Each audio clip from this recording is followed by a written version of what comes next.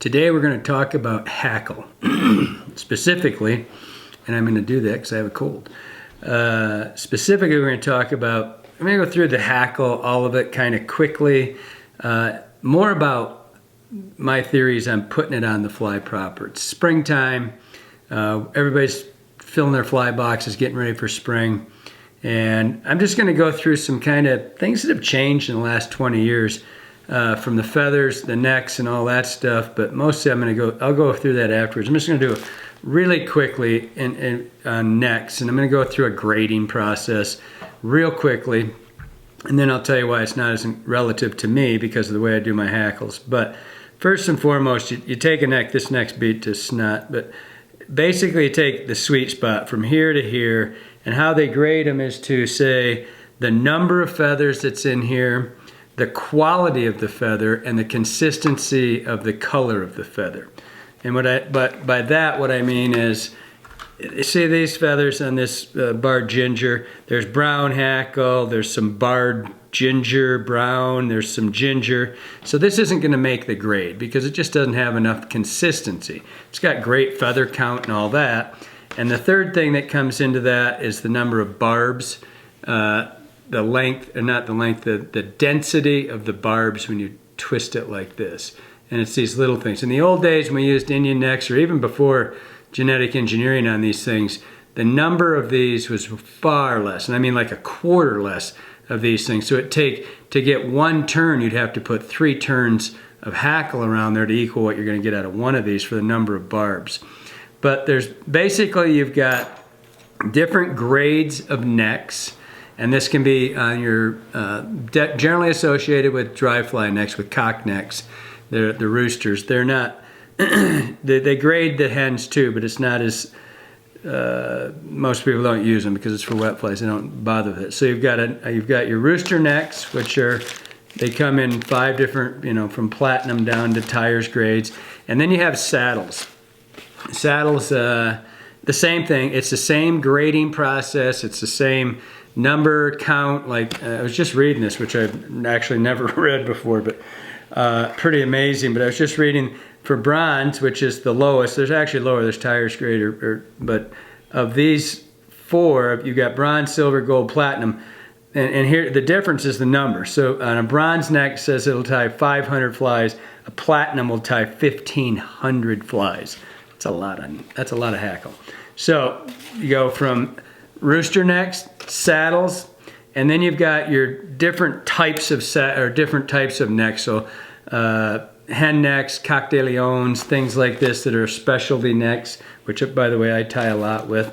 And then the last thing you have are these 100 packs, right? These things are 15 to 20 bucks, depends on the ones. And these are supposedly 100 flies per pack for 20 bucks. But the thing is, they're one size feather. This is a size 12, 100 size 12s. So I told you we'd get back to the fly thing. So that's just a quick grade. You can go on to Whiting or any place. You can find grading all over the place. But I want to give you a more practical end of this. If you're a commercial tyer, you don't need this conversation anyway. You understand it. If you're a regular tyer who ties, say, 200 flies a year, I think necks are a far better value for me personally, because the sweet spot is not as important to me on these necks as it is as the bigger hackle is down below. And there's a little bit of diversity here. I can tie 5 different size hackle or feathers off of this thing, where I can't do that generally with the higher grade or the saddles. So I like necks personally. But I'm going to show you why, because again, anybody can go look up hackle anywhere. There's a lot of opinions on hackle. I personally don't think that the average tyer could ever justify a platinum neck, because I don't think it gives you a better fly. It gives you more of them, but I don't think it gives you a better fly. And I'm going to show you why here in a second. So the one thing I touched on when I said these coq de leons, a lot of people, I didn't touch on, excuse me. A lot of people think of this as tailing material only, and I use this stuff a lot for my flies, for my hackle, for the leg part of it. That was just sidebar. I had it sitting here and forgot to say that. But a lot of people think they can only use it for tailing, and that's not true at all. And so what I want to talk about more specifically is the size of hackle that we use on our dry flies. Somewhere right after the selective trout era, you know, that early 70s, we started downsizing our hackle. And it's kind of strange because we went from the Catskill style of fly, which if you look that up online, you'll see it's a longer variant style hackle where the hook rides kind of at an angle like this. When you'd see a Catskill, its tail would be here and the bend of the hook wouldn't touch and the hackle would be sitting down there and the fly basically be suspended in air. Then we go to the no hackles, and then we go back to more exacting flies. And the thing with that is somewhere in there that we got hackle gauges, so it would say the hackle, you'd bend the feather around a little bar and it would say size 14. Excuse me. And so we started getting smaller and smaller. We kind of went away from the Catskill style flies, the variant styles, and we got into the no hackles, and then we got into these really tight little dry flies, and we kept scaling down the hackle. And I personally think that's a big mistake. I had a kid at the Streamer Love Fest in Arkansas down at Dally's 3 weeks ago, asked me why he says, every time I watch a video or read your stuff, you say to go 2 sizes bigger. And I do. Personally, on some of my flies, I go 3 sizes bigger. And here's an example. I'll have Johnny show you a close-up here. But this is the belly. This is, wrong fly. Here we go. This is an Adams. These are the same size hook. This might be one size smaller.